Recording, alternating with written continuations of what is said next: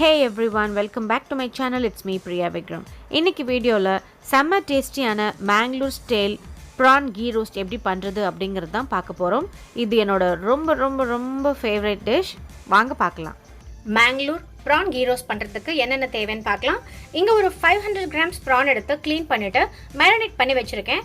என்னென்ன ஆட் பண்ணி மேரினேட் பண்ணனும் அப்படினா chili powder, turmeric powder, salt, lemon juice from half a lemon, then curd வந்து ஒரு 2 to 3 tablespoons போட்டுருக்கேன். ஸோ நீங்கள் எவ்வளோ குவான்டிட்டி எடுக்கிறீங்களோ அதுக்கு ஏற்ற மாதிரி போட்டுக்கோங்க. இந்த மேரினேஷன் ப்ராசஸ் வந்து கம்பல்சரி. அட்லீஸ்ட் 15 to 20 minutes நீங்கள் மேரினேட் பண்ணி வச்சுருங்க.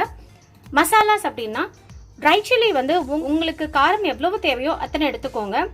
ப்ரிஃபரபிளி காஷ்மீரி ரெட் சில்லி எடுங்க, ஏன்னா அதுதான் வந்து கலர் கொடுக்கும். பட் என்கிட்ட இப்போ இல்லை, அதனால நான் இந்த ட்ரை சில்லி எடுத்திருக்கேன். எங்களுக்கு காரம் ரொம்ப வேண்டாம், அதனால நான் 4 மட்டும் எடுத்திருக்கேன். 1 tablespoon coriander seeds, 1/4 teaspoon sauf, 1 teaspoon peppercorns, 1 teaspoon cumin seeds, very little of mustard seeds, 1/4 teaspoon of methi seeds. Mustard seeds வந்து நீங்கள் ரொம்ப கம்மியாக எடுங்க, அப்புறம் உங்களுக்கு அந்த கசப்பு தன்மை வந்துடும். ஸோ சீட்ஸ் வந்து ரொம்ப கம்மியாக எடுத்தால் போதும். 6 பல்லு பூண்டு, கொஞ்சம் கருவேப்பிலை, கொஞ்சம் கொத்தமல்லி, சின்ன லெமன் சைஸில் புளி எடுத்து தண்ணியில் போட்டு ஊற வச்சுருக்கேன். Hero of the dish ghee. இவ்வளோ தான் தேவை.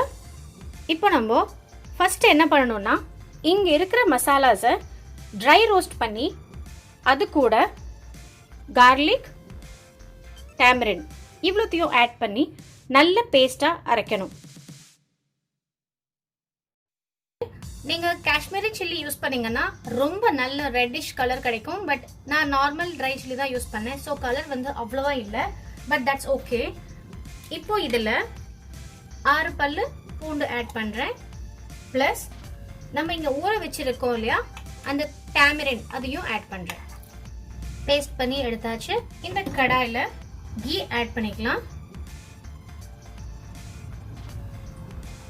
நான் ஒரு 3 tablespoons எடுத்திருக்கேன். கீ சூடானோன்னே நம்ம மேரினேட் பண்ணி வச்சிருக்கோம் இல்லையா இந்த ப்ரான், இதை ஆட் பண்ணிக்கலாம்.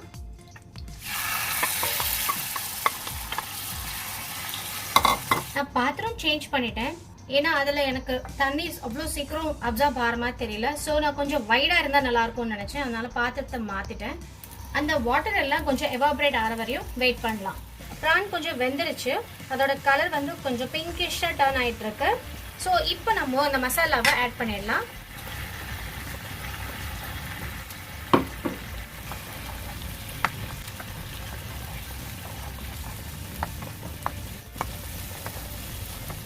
இப்போ மூடி போட்டு ப்ரானை வேக வச்சிடலாம். ப்ரான் எப்படி இருக்குன்னு பார்க்கலாம். வாவ், பாருங்க, நல்லா வெந்து அந்த கீ எல்லாம் மேலே வந்துடுச்சு. அந்த மசாலாவோட பச்சை வாசனை போயிடுச்சு. அந்த மசாலா தனியாக இல்லாமல் அந்த ப்ரானோட கோட்டிங் ஆயிருக்கு பாருங்க. நல்லா அந்த மசாலாவும் ப்ரானும் ஒன்றா கலக்கணும், அதுக்காக தான் இப்போ மூடி வச்சுருந்தோம். ஈச் ப்ரான் வந்து கோட்டட் வித் மசாலா. இதுதான் ரைட் கன்சிஸ்டன்சி டு ஸ்விட்ச் இட் ஆஃப். கொஞ்சம் கொத்தமல்லி, கொஞ்சம் கருவேப்பிலையை கொஞ்சம் பிச்சு போட்டிங்கன்னா நல்ல ஃப்ளேவர் இருக்கும். கருவேப்பிலை போட்ட உடனே உங்களுக்கு அவ்வளோ ஒரு வாசம் வரும். அவ்வளோதாங்க.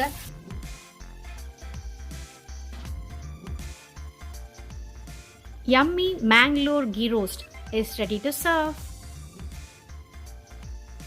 இந்த வீடியோ உங்கள் எல்லாருக்கும் ரொம்ப பிடிச்சிருக்கும்னு நான் நம்புகிறேன். பிடிச்சிருந்ததுன்னா லைக் பண்ணுங்கள், உங்கள் ஃப்ரெண்ட்ஸ் கூட ஷேர் பண்ணுங்கள்.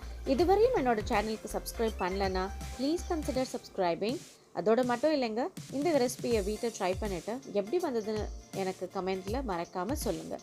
See you all in next interesting video. Till then, bye from Priya. Stay happy, stay safe. Bye-bye.